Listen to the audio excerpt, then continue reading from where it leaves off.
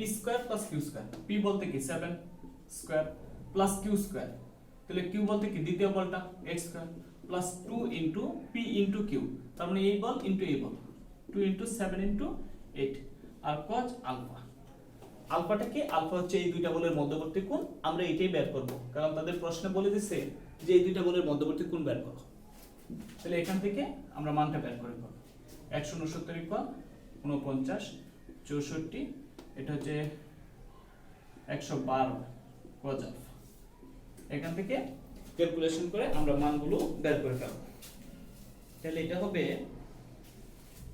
বিয়োগ করে দাও, শোনো আমরা এইটা সমান বের করি, এইগুলো সব এই পাশে নিয়ে আসো, মানে 112 cos আলফা সমান এগুলো এই পাশে নিয়ে আসো 169 মাইনাস 49 মাইনাস 64। এটা দেখো 169 থেকে 49 এবং 64 বাদ দাও, এটা 56 হবে 56। তাহলে cos আলফা ইকুয়াল 56 বাই 112, তাহলে cos আলফা সমান কি হবে হাফ 1/2 আর 1/2 সমান cos 60 ডিগ্রি আমরা জানি।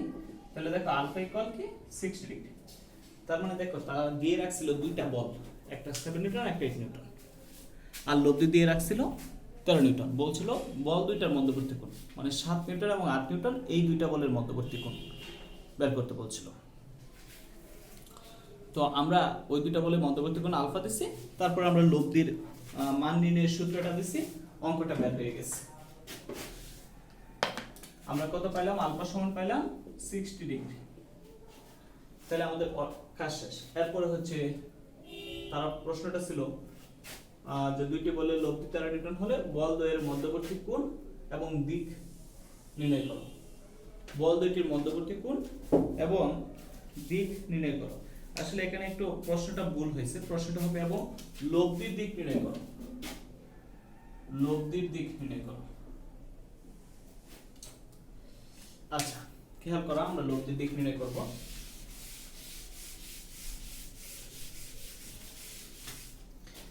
আমরা যদি এটা চিত্রটা একটু আনুমানিক আঁকি, হ্যাঁ, তাহলে এরকম না, এই যে এটা হচ্ছে একটা বল 7 নিউটন, এটা একটা বল 8 নিউটন, আর লব্ধিটা দেওয়া আছে 13 নিউটন। আমরা কিন্তু অলরেডি বল দুইটার মধ্যবর্তী কোণ 60 ডিগ্রি বের করে ফেলছি, মানে আলফা ইকুয়াল 60 ডিগ্রি এটা আমরা বের করছি। এবার তারা বলছে লব্ধির দিক নির্ণয় করো, তাহলে এটা বের করব। তাহলে আমরা ধরে নেই যে লব্ধিটা এই বলটার সাথে 7 বলের সাথে থিটা কোণ উৎপন্ন করে, তাহলে আমরা সূত্র দিতে পারবো এটা tan theta equal q sin alpha by p plus q cos alpha. তুমি চাইলে এটাকে 8 এটাকে 7 ধরতে পারো, অসুবিধা নেই, ঠিক আছে, তবে এটাকে ছোটটা ধরাই ভালো। তাহলে আমরা কি লিখবো? আমরা বের করব লব্ধির দিক। তাহলে ধরে নাও যে ধরি লব্ধি 7 নিউটন বলের সাথে, আচ্ছা লব্ধিটা তো 13 নিউটন দেওয়া আছে, এটা লিখতে পারো যে ধরি লব্ধি 13 নিউটন 7 নিউটন বলের সাথে থিটা কোণ উৎপন্ন করে, বলের সাথে থিটা কোণ উৎপন্ন করে। ধরি লব্ধি 13 নিউটন 7 নিউটন বলের সাথে থিটা কোণ উৎপন্ন করে। তাহলে আমরা সূত্র কি দেব? যে সুতরাং tan থিটা ইকুয়াল, সূত্র কি? সূত্র কিন্তু q sin আলফা, সূত্রটা খেয়াল করো, সূত্রটা হচ্ছে q sin alpha by p plus q cos alpha. তাহলে আমার খেয়াল করতে হবে আর লব্ধিটা যে বলের সাথে থিটা কোণ উৎপন্ন করে ওইটাকে কিন্তু আমি p ধরে নিই, এটা কিন্তু p বল। তাহলে লব্ধিটা যে বলের সাথে থিটা কোণ উৎপন্ন করে এটা হচ্ছে p। তাহলে খেয়াল রাখবে tan theta equal q sin alpha, তার মানে q বলতে এখানে 8 নিউটন বলটাকে ধরতে হবে। তাহলে 8 sin, দেখো আলফা কিন্তু আমরা আগে অঙ্কে বের করে আসছি, আগের অংশটাতে 60 ডিগ্রি। আলফা কি? আলফা তো আমি আগেই বলছি যে দুইটা বলের মধ্যবর্তী কোণ হচ্ছে আলফা, আর থিটা হচ্ছে লব্ধির সাথে একটা বলের উৎপন্ন কোণ। তাহলে 8 sin আলফা হচ্ছে 60 degree, q sin alpha by p plus q। তাহলে এখানে p কত আছে? p হচ্ছে 7, তাহলে p প্লাস q, q হচ্ছে 8, cos আলফা হচ্ছে 60 ডিগ্রি, আলফা 60 ডিগ্রি। তাহলে বা tan theta equal 8 into sin 60 degree মান বসায় দাও। sin 60 ডিগ্রি মান আমরা জানি √3/2, 7 প্লাস 8, cos 60 ডিগ্রি মান আমরা জানি হাফ। ক্যালকুলেশন করো tan থিটা ইকুয়াল 2 আর 8 কাটলে 4 4√3 নিচে 2 আর 8 কাটলে নিচে 2 আর 8 কাটলে হবে 4 4 আর 7 11 4√3/11 এবার ক্যালকুলেটরে এটার মানটা বের করে ফেলবা ক্যালকুলেটরে এটার মানটা বের করে ফেলো যে বা থিটা ইকুয়াল tan ইনভার্স 1 4√3/11 आंसरটা হবে 32.2 ডিগ্রি এটা হবে आंसर এই হচ্ছে লব্ধির দিক তাহলে দেখো আমাদের দেওয়া ছিল দুইটা বল তাদের লব্ধি দেওয়া ছিল আমরা দুইটা বলের মধ্যবর্তী কোণ আলফা বের করছি এবং লব্ধির দিকটাই সব সময় থিটা হয় লব্ধির দিক থিটা বের করছি তো এই অংশটা যদি ভালো করে বুঝতে পারো আমরা বইয়ের অঙ্কগুলো খুব সহজে আরো সুন্দরভাবে করতে পারবো চলো আমরা বই থেকে একটা অঙ্ক করি তো সেই জন্য তোমাদের সবার কাছে বই থাকতে হবে বই যদি না থাকে তাহলে বইয়ের অঙ্ক করে কোনো লাভ হবে না হ্যাঁ তুমি শুধু ভিডিও দেখে আমি তো বইয়ের অঙ্কের একটা লিখবো না তার জন্য বইটা সামনে নিয়ে তারপর পড়তে বসবো সবাই এছাড়া পড়ার প্রয়োজন নেই বই থেকে আমরা একটা বা দুইটা অঙ্ক করবো আজকে আর এই জিনিসগুলো সুন্দর করে নোট করে তারপর আমার কাছে জমা দিবা বইয়ের যে প্রথম অঙ্কটা আছে আমি শুধু বলবো তোমরা এমনিতেই পারবে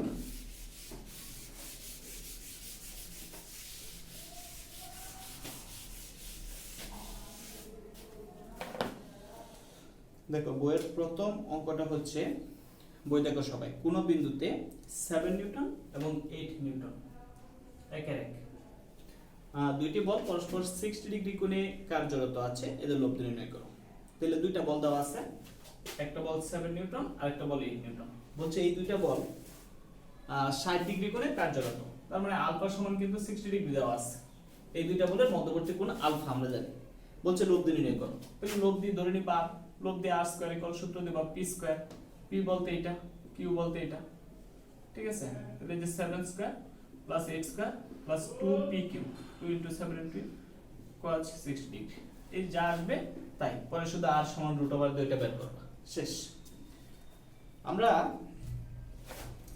একের 2 নম্বর অঙ্কটা করব সবাই ডাকটা দেখো ভালো করে একের 2 বলছে যে দুইটি বল সমকোণে ক্রিয়া করলে লব্ধি 13 নিউটন এদের বৃহত্তম লব্ধি 17 নিউটন বল দুইটি 120 ডিগ্রি কোণে ক্রিয়া করলে লব্ধি নির্ণয় করো তাহলে আচ্ছা খেয়াল করো তো আমরা লব্ধির সূত্রটা পড়ছি কি r square equal p square plus q square plus 2pq cos alpha এটা হচ্ছে আমরা লব্ধির সূত্রটা পড়ছি এখন লব্ধি দুইটা যদি দুইটা বল যদি সমকোণে ক্রিয়া করে মানে p বল এবং q বল এই দুইটা বল যদি সমকোণে ক্রিয়া করে মানে আলফা সমান 90 ডিগ্রি হয় দুইটা বল সমকোণে ক্রিয়া করলে তো আলফা সমান 90 ডিগ্রি হবে এটা p বল এটা q বল তাহলে আলফাটা 90 ডিগ্রি আর লব্ধিটা এদিকে হবে তখন কি হবে একটু খেয়াল করো তো r square equal p square plus q square plus 2pq cos 90 degree আমরা সবাই জানি cos 90 ডিগ্রি মান 0 তার মানে এই পুরাটাই 0 cos 90 ডিগ্রি মান 0 তার মানে এই পুরাটা 0 r square equal p square plus q square এটা হবে সূত্র যা r equal √p square plus q square আমরা সূত্র পড়ছিলাম এটা r square equal p square plus q square plus 2pq cos alpha কিন্তু কোনো প্রশ্নে যদি বলা থাকে যে দুইটি বল সমকোণে ক্রিয়া করে তখন সূত্র তুমি এতটুকু ইউজ করতে পারবা r square equal p square plus q square তুমি পুরাটা ইউজ করলে অসুবিধা নেই পুরাটা ইউজ করতে পারবে তাহলে আমরা খেয়াল করি হ্যাঁ তো চলো আমরা দুইটা বল ধরে নিই বল দুইটাকে ধরে নিতে পারি কারণ এখানে তো দুইটা বল দেওয়া নাই দেওয়া আছে দুইটি বল সমকোণে ক্রিয়া করলে লব্ধি 13 নিউটন তাহলে লিখো ধরি দুইটি বল p ও q ধরি দুইটি বল p ও q তাহলে প্রশ্ন মতে আমরা কি লিখতে পারি দেখো প্রশ্ন লিখছে যে দুইটি বল সমকোণে ক্রিয়া করলে লব্ধি 13 নিউটন তাহলে আমরা লিখতে পারি না প্রশ্ন মতে লব্ধি স্কয়ার মানে r স্কয়ার ইকুয়াল আমরা তো সূত্র এটাই পড়ছি r square equal p P square plus Q square, কারণ বল দুইটাকে পি কিউ ধরে নিছি, ইনটু ওইটা লিখতেও পারো নাও লিখতে পারো 2p কিউ cos 90 ডিগ্রি, কারণ তারা বলেছে দুইটা বল সমকোণী ক্রিয়া করে, তাহলে P square plus Q square plus 2p Q cos 90 degree. এরপরে 13 স্কয়ারে লিখো 169 equal p square plus Q square, আর এটা তো 0, cos 90 ডিগ্রি মান 0, 0 দিয়ে গুণ করলে 0, তাহলে P square plus Q square equal 169। এটাকে 1 নং দিয়ে রাখো, এটা আমরা পরে ইউজ করব। তাহলে প্রশ্ন বলছে দুইটি বল সমকোণী ক্রিয়া করলে লোভ দুই তারা ইলেকট্রন, আমরা দুইটা বল কিউ কিউ ধরে নিছি, তারপর প্রশ্নের মধ্যে প্রথম শর্তটা প্রয়োগ করছি। প্রশ্নে আবার বলছে এবং এদের বৃহত্তম লব্ধি 17 নিউটন, তাহলে বৃহত্তম লব্ধি আবার প্রশ্ন মধ্যে আমি তোমাদের শুরুতে বলছিলাম যে পি প্লাস কিউ হচ্ছে বৃহত্তম লব্ধি আর বিয়োগফল পি মাইনাস কিউ হচ্ছে ক্ষুদ্রতম লব্ধি, তাহলে প্রশ্ন মধ্যে বৃহত্তম লব্ধি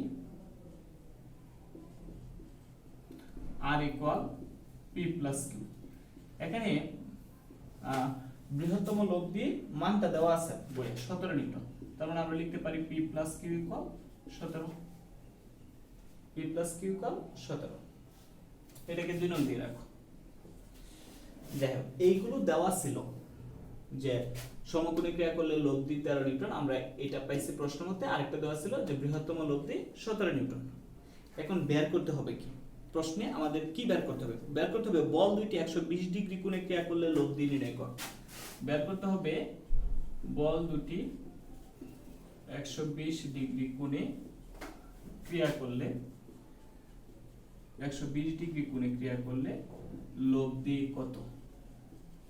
তার মানে কি দেখো, লব্ধি বের করার সূত্র তো আমরা জানি, r square equal p square plus q square plus 2p Q cos alpha.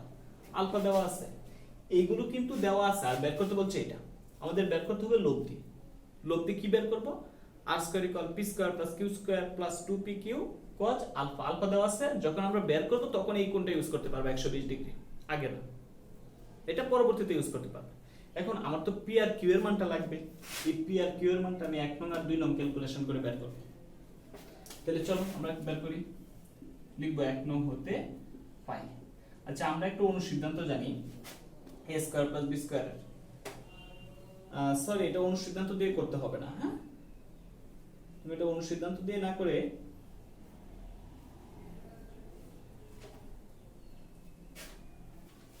অনুসিদ্ধান্ত দিয়ে না করে এখান থেকে মান বসায় করতে পারো, অনুসিদ্ধান্ত দিয়ে করলে অসুবিধা নেই। হ্যাঁ, তো চলো আমি ওই যে 2 নং হতে পাই এখান থেকে বের করে ফেলি। 2 নং হতে পাই কি পাই, p ইকুয়াল 17 মাইনাস q। এই p ইকুয়াল 17 মাইনাস q, এটা 1 নং বসায় দাও। তাহলে লিখো যে p ইকুয়াল 17 মাইনাস q 1 নং বসায়, বা এমনি লিখো 1 নং হতে পাই। আমরা কি করব, p এর মানটা এখানে বসাবো, তাহলে 17 minus q whole square plus q square equal 169। এখানে মাইনাস হোল স্কয়ার সূত্র দাও, তাহলে হবে কি এটা না, 17 square minus 2ab 2 into 17 into q plus q square equal 169। q square যোগ করে লিখো 2q স্কয়ার, শুরুতে লিখো মাইনাস 17 আর 2 গুণ করে লিখো 17 দুগুণে 34 q, তারপর প্লাস এই 17 স্কয়ারে কত হয় একটু চেক করে নাও ক্যালকুলেটর।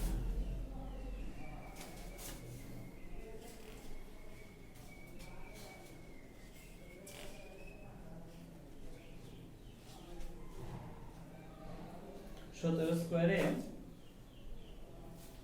289 হবে,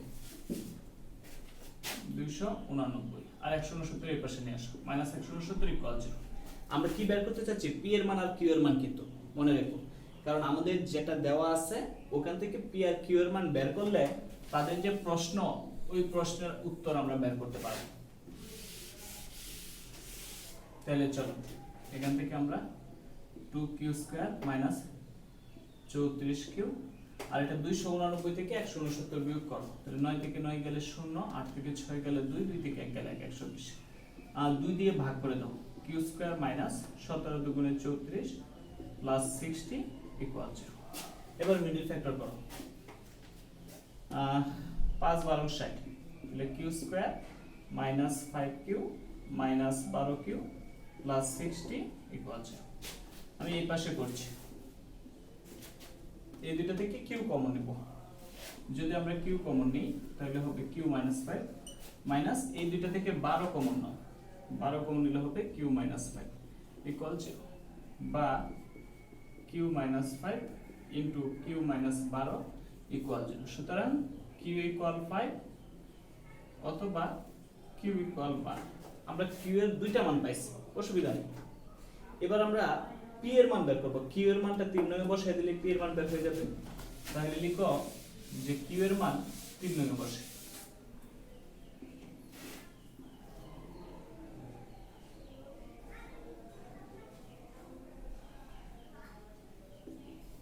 কিউ এর মান 3 নং এ বসে।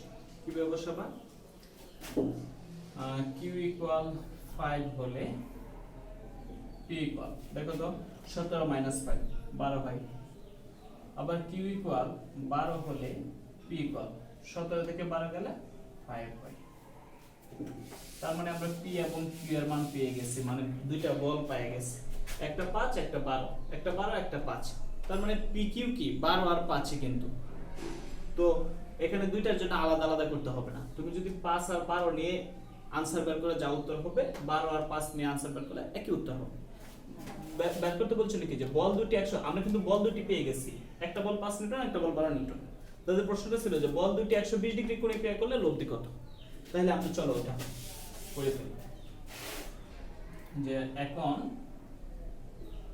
বল দুটি 120 ডিগ্রি কোণে ক্রিয়া করলে, বল দুটি 120 ডিগ্রি কোণে ক্রিয়া করলে লব্ধি আর ইকুয়াল, সূত্র দিয়ে দাও, লব্ধি আর স্কয়ার সূত্র দিয়ে দাও। বা এখানে কোণে ক্রিয়া করলে আর স্কয়ার ইকুয়াল, আমরা আর বের করব, এখন এখানে কিন্তু নতুন প্রশ্ন। তো আমরা কি করব? আর বের করব। এই জন্য বল দুইটা দেওয়া আছে কত, একটা 12 একটা 5। তাহলে লব্ধি R square equal p square, 5 square দাও প্লাস কিউ স্কয়ার 12 স্কয়ার দাও প্লাস 2 পি হচ্ছে 5 12 কিউ হচ্ছে 12 আর cos আলফা। এই যে আলফা কিন্তু 120 ডিগ্রি, তুমি যখন লব্ধিটা বের করবা ফাইনাল প্রশ্ন যেটা বের করতে বলছে সেই ক্ষেত্রে আলফা 120 ডিগ্রি দিতে হবে। এবার 5 স্কয়ারে দাও 25, 12 স্কয়ারে দাও 144 প্লাস এটা পাশে লিখতে পারো 120 5 গুণ 120। cos 120 ডিগ্রি মানে আমরা মাইনাস হাফ সবাই জানি। আর স্কয়ার ইকুয়াল 144 আর 25 হবে 169 প্লাস এটা প্লাস মাইনাস মাইনাস 2 আর 120 কাটলে হবে 60। তাহলে আর স্কয়ার ইকুয়াল খুব সম্ভবত 109। তাহলে লব্ধি R equal root over 109, root over 109। এত নিউটন দশমিকে বের করবা, যত নিউটন হবে 10.44 নিউটন হবে। তো খুব ভালো করে এটা করতে হবে।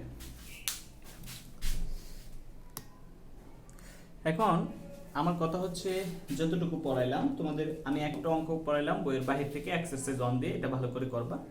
আর বই থেকে 1 এর 1 এবং 2 এই দুটো অঙ্ক করাইছি, এই দুইটা অঙ্ক করবা। মানে আমি যতটুকু পড়াইছি ততটুকুই তোমাদের বাড়ির কাজ। এই কাজটা খুব ভালোভাবে যদি করতে পারো, যদি বুঝে থাকো এ টু জেড, আলফা কি, টিটা কি, আর কি, পি কি, কিউ কি, তাহলে পরের ক্লাসগুলো বুঝতে সুবিধা হবে এবং ক্লাস করে মজা পাবা। স্থিতিবিদ্যা এমনি অনেকেই কঠিন পাবে, আসলেই কঠিন না যদি তুমি ভালো করে বেসিক থেকে পড়া শুরু করো বুঝে বুঝে। যদি এই ক্লাসে অসুবিধা থাকে তাহলে এই ক্লাসটা নিয়ে আরও প্রয়োজনে 1-2টা ক্লাস আলোচনা করা যাবে, আলোচনা করতে হবে। কিন্তু এই ক্লাস না বুঝে তুমি পরের ক্লাস বুঝবা, ইম্পসিবল। তো সবাই ভালো থাকো, আজকে এ পর্যন্তই। যদি প্রশ্ন থাকে তোমরা জুম ক্লাসে আমাকে জিজ্ঞাসা করবা।